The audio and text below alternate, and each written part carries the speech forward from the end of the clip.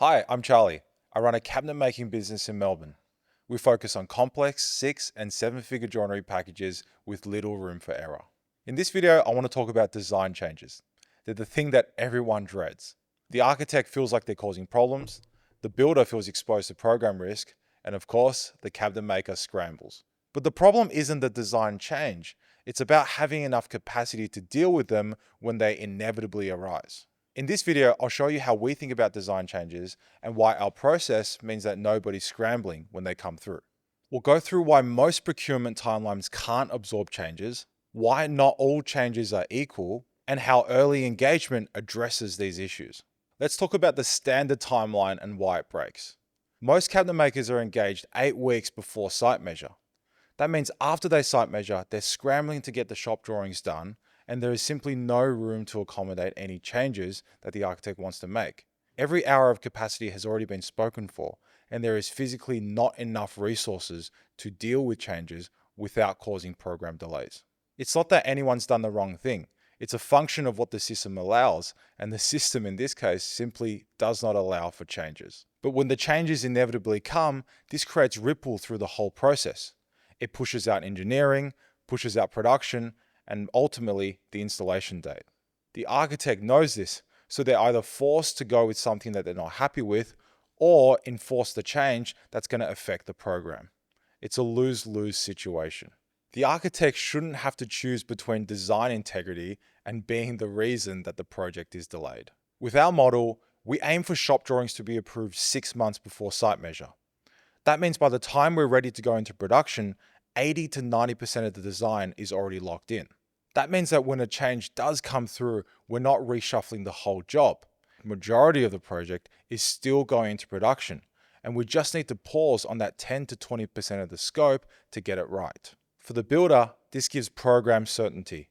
The install dates don't need to move for the majority of the joinery units, if any, because we are already in production. And for the architect, there is freedom in shaping and refining the design outcome without the guilt of potentially delaying the job. This is a function of what the system allows, and the system has built in room for movement. The point isn't that changes are completely free. They still cost time and sometimes money, but they won't blow up the program. This is where we need to understand that not all changes are created equal. They have different impacts and therefore different solutions. And I think it's worth us breaking them down. Site measurement changes happen on every project. The as-built measurements in the room are never going to perfectly match the drawings. The vast majority of time, small changes in dimensions do not affect the design intent. So we simply calibrate the joinery to the as-built measurement and we push it into production. This change has no effect on program or the design result. Small changes in site measurement don't have any effect on the project program or the design outcome. Then there are the design changes that happen during the shop drawing review process. We interpret our understanding of the architect's design intent and present it in the shop drawings. If the architect sees some areas that need refinement, that's where we can make those changes. It could be something small like a handle position, a shadow line size, or even a shelf layout internally. But the opportunity for these changes are actually a feature, not a bug, of our process. Because we are starting our shop drawing process early, there is room for discussion and change without creating delays in the end outcome. Then there are the late stage changes. These are inevitable. Maybe the client walks into the space and they think, gosh, the island bench needs to be a little bit smaller. Or perhaps new information or context comes into the picture that requires a change to get to a better design outcome. This is the type of change that everyone worries about the most because it has the biggest potential time and cost impact on the job. The way that it becomes manageable for us is that 80 to 90% of the scope is already in production because it's been approved. That means that we can allocate our capacity to dealing with the 10 to 20% of late last minute changes and resolve them, all whilst minimizing the impact on program and cost. We're not scrambling to lock in basic design clarifications because that was all done in our early shop drawing process. Instead, we can focus our attention and our energy on these late stage changes to minimize their negative impact. Once you see these design changes broken down into 3 categories, they stop appearing as one big scary thing. Instead, they become specific scenarios that our system can deal with. Now, here's the fun part. Early engagement doesn't just increase our capacity to absorb changes, but it actually reduces the number of changes that happen in the first place. Under a standard timeline, the cabinet maker doesn't really have enough time to sit down and fully understand the architect's intent.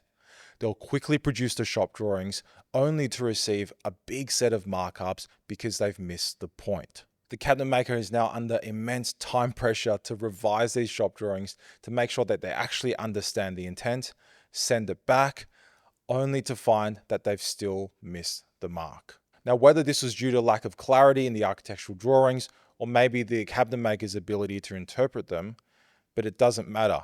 At the end of the day, the project is going to be delayed. And ultimately, these aren't design changes. They're a failure to understand intent that's caused by a lack of time in the process. But when we are brought onto a project early and our drafting team actually has time to really understand the architect's intent and therefore produce a really clear set of shop drawings, we are much more likely to be aligned with the architect. And because there is an immense time pressure, we have time to collaborate, discuss, and really refine the design outcome. Not only does this reduce the number of changes that happen during the shop drawing process, they also dramatically decrease the likelihood of those late stage changes that inevitably happen. When there is more time earlier on to get to a design outcome, we have more capacity downstream to deal with those changes. Design changes will happen on every project, but that's a fact of life that we've designed our system around. The builder needs program certainty and the architect needs to get the design right. But those aren't competing interests. Rather, they're both served by one thing, which is having enough time in the system. The question isn't when the design changes, it's does our system have capacity to deal with it when it happens? I really think it's our responsibility as cabinet makers to understand the architect's intent. And that's why we have a belief that joinery is now truly a design and construct trade. Learn more about this in this video.